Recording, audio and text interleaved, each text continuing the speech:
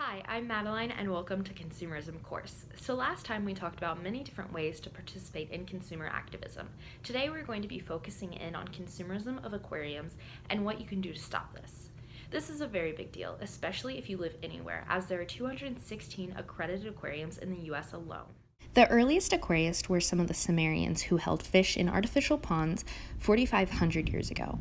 The Chinese were the first to successfully breed fish in about 1000 BCE, but some of the first to keep fish for entertainment were the ancient Romans and some folks in England. The Romans created ponds which held seawater, and the folks in England kept goldfish in tanks.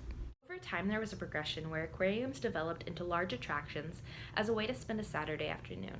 By definition, an aquarium to date is an establishment where aquatic organisms are kept and exhibited. Now, you might be asking what the problem with aquariums is, or you've heard people talk about the issues with SeaWorld, seen tweets discussing the famous killer whale Shamu at SeaWorld, or heard about when Dolphinaris was shut down at Odyssey in Arizona. Only 126 inspectors to regulate these aquariums, while also regulating over 10,000 other facilities. The South Florida Sun Centennial went over 30 years of federal documents on over 7,000 marine animals and found that 3,850 different kinds of marine life had died in aquariums. Those include dolphins, whales, seals, and different fish. A quarter of them died before they were even 1, and a whopping half by the time they were 7. This is only a small percentage of the animals that were held in captivity for entertainment. Shamu, the popular orca at SeaWorld, is a great example of the treatment and outcome that has happened to animals in captivity. Killer whales' expectancy out in the wild is 30 to 50 years, but in captivity, the average is only 15.7. That is half of the minimum of what their survival rate should be. Shamu only lived for 6 years in entertainment before she died. What's even worse than having these animals perform is forcing them to swim with humans. In Arizona, there's a place called Dolphinaris where you have the opportunity to swim with different dolphins. This is harmful to dolphins as it causes them stress and anxiety, and as a result, they're given medication. Being in a confined space with a considerable amount of human contact is traumatic, as they have no place to swim compared to their usual up to 60 miles per day in the wild. It also affects their ability to communicate through sonar, and it only took 4 dolphin deaths to have Dolphinaris shut down completely and the other dolphins relocated to a natural ocean water sanctuary in the US Virgin Islands.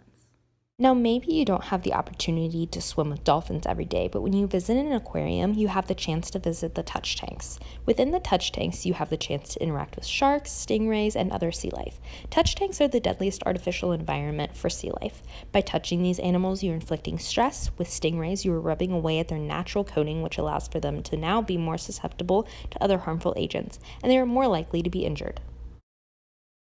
All of this is unacceptable as it is preventable. These harmful and unethical ways of educating children in fact do the opposite, as they support the idea that it is okay to hold sea animals captive. So what can you do about this? Well, luckily, you have many options. The first starts with not spending your money at aquariums.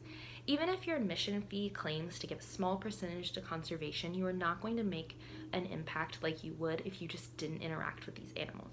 If you find that it's dire that you visit sea life, there are safer ways. Visiting one of the 11 sanctuaries with 2 on the way that NOAA has, you are going to have a better education experience, and so will the animals. I encourage you to take further action. Activists who didn't agree with Dolphinaris set up a protest after the 4th dolphin died. These activists were a part of a group called Dolphin Free AZ. Joining a group and letting your voice be heard is powerful. But the best thing for these animals is to not pay to see them. By doing this, you're saving the animals and your wallet. By not doing anything, you're doing something, and that's a start. So remember, fish in tanks? No thanks. Thanks for watching, and I'll see you next week. Thanks for watching. Consumerism Concepts was filmed in AZ, and a huge thanks to all these people who made this video possible.